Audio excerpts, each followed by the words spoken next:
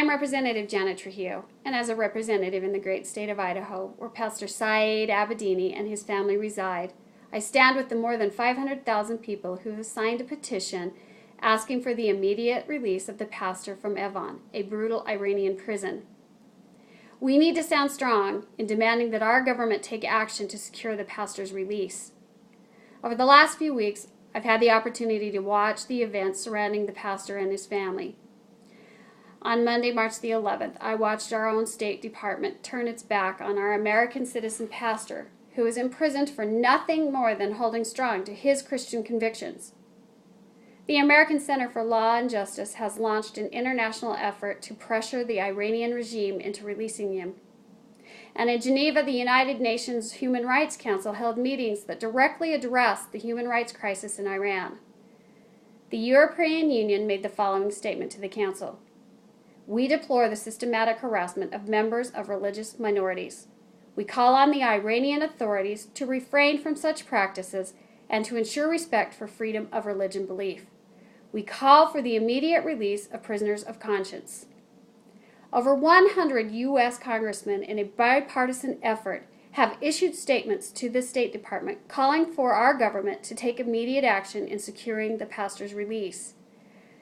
Pastor Saeed is an American citizen, and therefore, unlike others who have been tortured and held captive in Iran, he is an American hostage. We cannot leave an American citizen behind in a hostile foreign land. Mrs. Abedini has been very strong, and she has become her husband's spokesman. She states that every day is a death sentence for her husband, as he is subjected to life-threatening beatings and torture. She extols the strength of her pastor's convictions. He is truly in the chains of the gospel of Jesus Christ. It is my hope that as a Christian woman, as I am faced with the test of my faith, that I can be as strong as the pastor and his family.